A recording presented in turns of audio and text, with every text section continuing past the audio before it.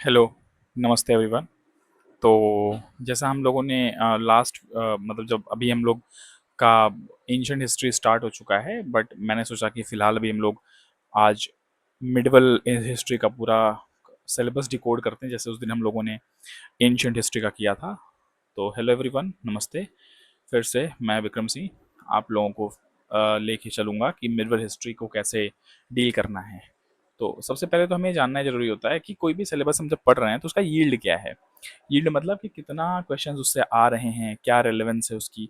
तो अगर हम बात करें मिडिवल हिस्ट्री की, तो प्रीलिम्स में मिडिवल हिस्ट्री से लगभग 3 से 5 क्वेश्चंस आते हैं ऑन एन एवरेज हर साल। लेकिन फिलहाल अभी हमें कुछ 2-3 सालों से डिफरेंट ट्रेंड मिल रहा है देखने को। जैसे इस साल एक भी क्वेश्चन प्रीलिम्स में इससे क्वेश्चंस नहीं आए थे, मतलब मिडिवल हिस्ट्री से। लेकिन कुछ कह नहीं सकते, कभी भी आ सकते हैं।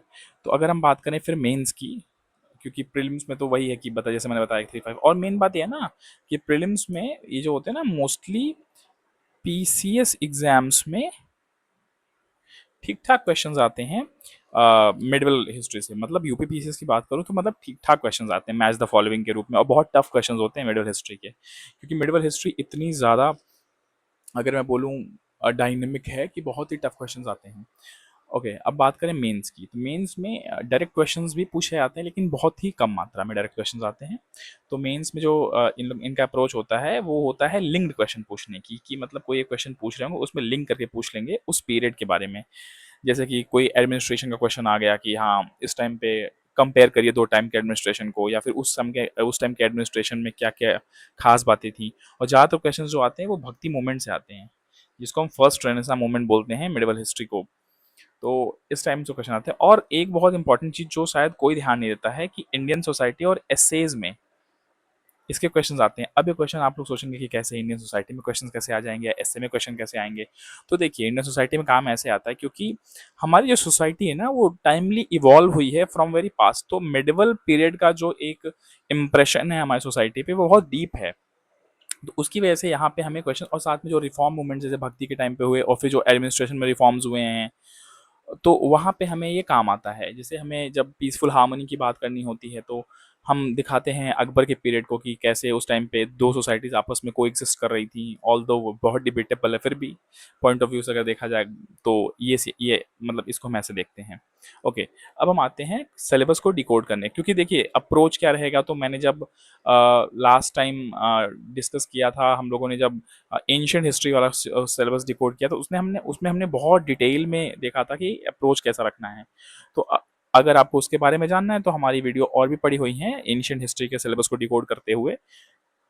तो उसमें जाके आप लोग इसका अप्रोच देख सकते हैं कि कैसे कैसे क्या अप्रोच रखना है। ओके, अब हम बात करें सिलेबस डिकोडिंग की, तो सबसे पहले जो चीज़ आती है वो आती है ट्रिपार्टाइट स्ट्रगल। क्योंकि हमारा जो मिडिवल हिस्ट्री, इसकी स्टार्ट ही अभी हो रही है जब हर्ष का पीरियड खत्म हो रहा है, मतलब उसके बाद ही स्टार्ट हो रही है। तो नॉर्थ इंडिया में ट्रिपार्टाइट स्ट्रगल चल रहा है, पालाज में, गुर्जर प्रतिहाराज में, राष्ट्रकूटाज में। तो इसको हम देखेंगे। उसके बाद हम पढ़ेंगे कि भारत जो है वो इस्लामिक कंक्वेस्ट के जस्ट पहले क्या कंडीशन है, मतलब वहाँ पे कौन कौन से रूलर्स हैं, और क्या क्या स्ट्रगल्स चल रहे हैं वहाँ पे, कैसी सोशियो इकोनॉमिक कंडीशंस हैं। क्योंकि ये ज़्यादा इंपॉर्टेंट होता है कंपैरेटिव एनालिसिस करने के लिए, सोशियो इकोनॉमिक कंडीशंस कैसी रही हैं, या फिर उस टाइम पे जो फैब्रिक रहा है वो कैसा रहा है। उसके बाद हम इसी के आगे हम आएंगे रीजनल किंगडम्स पे। जैसे मैंने अभी बताया है कि रीजनल किंगडम्स देखेंगे हम लोग। जैसे कि उस टाइम हमें बहुत सारे रीजनल किंगडम्स देखने को मिल रहे हैं, जैसे कि हिंदूज और हिंदू शाही डायनेस्टी हो गई, फिर कापा हो गए जो गुजरात में है, फिर सैंधव हो गए वही गुजरात में है, चालुक्य हो गए, उसके बाद सोमवंशी हो गए, चालुक्य वेंगी के हैं, वातापी के हैं, फिर सोमवंशी हैं, यादव हैं, कलिंग हैं, राष्ट्रकूट हैं, कामरूप एम्पायर है, बाकी साउथ इंडिया में बहुत बड़ा एम्पायर है, पल्लवाज का है, चोड़ा चेरा पांडे का है। तो ये हम देखेंगे। उसके बाद आगे हम बढ़ेंगे तो हम देखेंगे राजपूत हिस्ट्री। क्योंकि अगर हम बात करें मिडिवल हिस्ट्री की, तो मिडिवल हिस्ट्री में बहुत लंबे समय तक जो बैरियर बन के रहे हैं वो राजपूत रूलर्स ही रहे हैं, कि एक लंबे समय तक इन्होंने फॉरेन इन्वेजन को रोका है। उसके बाद इसको हम देखेंगे। उसके बाद फिर हम देखेंगे राइज ऑफ इस्लाम। अब जो सारी फसाद की जड़ है, पहले उसको जानना जरूरी है ना, कि सारा इतना बदलाव मिडिवल हिस्ट्री में आ कैसे रहा है। तो उसके लिए पहले मैं राइज ऑफ इस्लाम को देखना होगा। उसके बाद अब राइज ऑफ इस्लाम की इस्लाम कैसे बॉर्न हुआ, कैसे कैसे जो मिडल ईस्ट में या फिर जो गल्फ है वहाँ पे कैसे चेंजेस हो रहे हैं, कैलिफेट कैसे कैसे बदल रही है और स्ट्रगल कैसे हो रहा है कैलिफेट के लिए। उसके फिर हम आएंगे अरेबिक इस्लामिक कंक्वेस्ट जो भारत पे हो रहा है, इन्वेजन जो भारत पे हो रहा है, फिर उसको रोका कैसे जा रहा है, राष्ट्रकूट और राजपूत मिलके कैसे रोक रहे हैं, फिर जो हमारे कश्मीर की डायनेस्टी कारकोट डायनेस्टी है वो लोग कैसे मिलकर रोक रहे हैं। ठीक है, उसके बाद फिर हम आगे बढ़ेंगे तो जो फर्स्ट लाइन ऑफ डिफेंस था वो हिंदू शाही डायनेस्टी, हम उसके बारे में पढ़ेंगे जिसके राजा उस टाइम पे दाहिर हुआ करते थे। और उस टाइम बड़ी फेमस बुक है छच नामा जो बहुत अच्छा एग्जाम्पल देती है इसके बारे में। उसके बाद हम बैटल ऑफ काइंद्रा पढ़ेंगे। अब ये नाम आप लोगों ने नहीं सुना होगा। बैटल ऑफ काइंद्रा जो है ये हुआ था गोरी एंड नायकी देवी के बारे में। आप लोगों ने बहुत बहुत लोगों ने नायकी देवी के बारे में नहीं सुना होगा। अब मैं इतना बता दूं कि इसी गौरी जो जिसने पृथ्वीराज चौहान को हराया था उसको नायकी देवी ने कुत्ते की तरह हरा के भगाया था एक पॉइंट ऑफ टाइम पे, वो भी एक छोटा सा बच्चा लेकर। रानी लक्ष्मीबाई के हम लोग देखते हैं ना, छोटा सा बच्चा पीठ पे बांध के लड़ रही, तो नायकी देवी बहुत साल पहले कर चुकी थी, ये गुजरात में क्वीन थी। उसके बाद वो कंडीशन हुई कि जो मोहम्मद गौरी था वो दोबारा उस रास्ते से आने का सोचा भी नहीं उसने। ठीक है, उसके बाद हम आएंगे साउथ इंडियन हिस्ट्री में। साउथ इंडियन हिस्ट्री में हमें मिलेंगे चोर चेर पांडे, फिर हम श्रीलंकन हिस्ट्री थोड़ा बहुत देखेंगे क्योंकि ट्रेड रिलेशंस बहुत अच्छे खासे रहे हैं श्रीलंका से हमारे। फिर हम आएंगे जो dark chapter of our history है बैटल ऑफ तराइन पे। बैटल ऑफ तराइन हो जाएगा, उसके बाद हम आगे बढ़ेंगे बैटल ऑफ तराइन के बाद। अब बैटल ऑफ तराइन हो गया हमारा। बैटल ऑफ तराइन के बाद हम आगे आएंगे, वो है हमारा स्लेव डायनेस्टी। अब हम स्लेव डायनेस्टी को देखेंगे। तो स्लेव डायनेस्टी जो है ये, इसको देखने के बाद इसमें हम देखेंगे कि अलग अलग कैसे जो मोहम्मद गौरी चला जा रहा है उसके बाद उसके जो स्लेव हैं, स्लेव मतलब जो गुलाम है, दैट इज कुतुबुद्दीन ऐबक, वो कैसे रूल कर रहा है। उसके बाद इल्तुतमिश आ रहा है, फिर बलबन बलबन आ रहा है, स्लेव्स ऑफ स्लेव जिसको बोलते थे। बलबन के टाइम पे बहुत एडमिनिस्ट्रेटिव चेंजेस हो रहे हैं बहुत तेजी से, इन चीज़ों को हम ध्यान देंगे। ओके, उसके बाद हम देखेंगे दिल्ली सल्तनत पे आएंगे। दिल्ली सल्तनत काल मतलब वही स्टार्ट होता है स्लेव से, फिर आते हैं स्लेव्स के बाद तुगलक, खिलजीज आएंगे, खिलजीज के बाद तुगलक्स आएंगे, ऐसे करके पूरा हम दिल्ली सल्तनत देखेंगे। फिर मुगल्स पे आएंगे। मुगल्स के टाइम भी हम सूरी डायनेस्टी देखेंगे जिसमें शेर शाह सूरी है बीच में जो हुमायूं को हरा दे रहा है।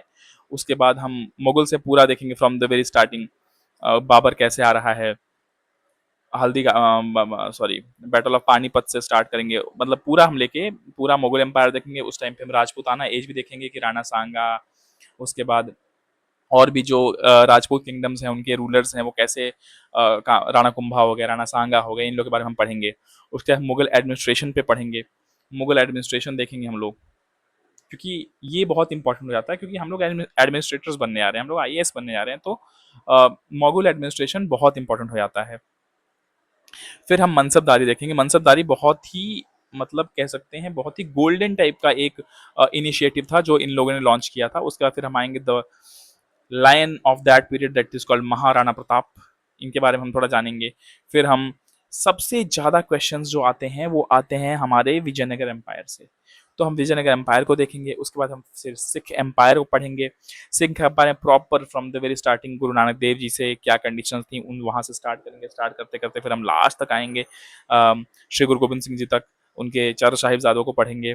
उसके बाद भक्ति और सूफी मूवमेंट्स के बारे में पढ़ेंगे हम लोग। ये बहुत ही इंपॉर्टेंट होता है क्योंकि सिर्फ ये हिस्ट्री तक ही रिलेटेड नहीं रहता है, ये फिर इंडियन सोसाइटी सोशल इशूज, उसके बाद एसेज में काम आता है, एथिक्स में काम आता है, ये तो ये एक बहुत ही इंपॉर्टेंट टॉपिक हो जाता है।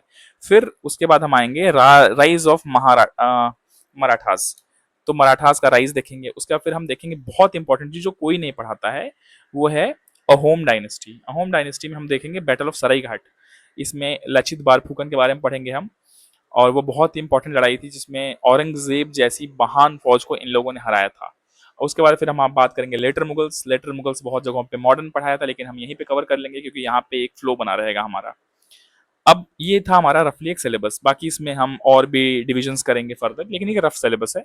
बात करेंगे हम सोर्सेज की, तो sources as far as sources concern, तो क्लास सेवन्थ जो नई एनसीईआरटी अभी आई हैं, तो क्लास सेवन्थ की पार्ट 2 एनसीईआरटी है, प्लस एट्थ की नई एनसीईआरटी अभी शायद आ गई है कि नहीं, बीच में रोक लगा दिया गया, सुप्रीम कोर्ट ने रोक लगा दिया था, बट इसको पढ़ना है, ये बहुत इंपॉर्टेंट है क्योंकि इसमें रीजनल किंगडम्स आपको बहुत अच्छे से मिलते हैं इसके अंदर।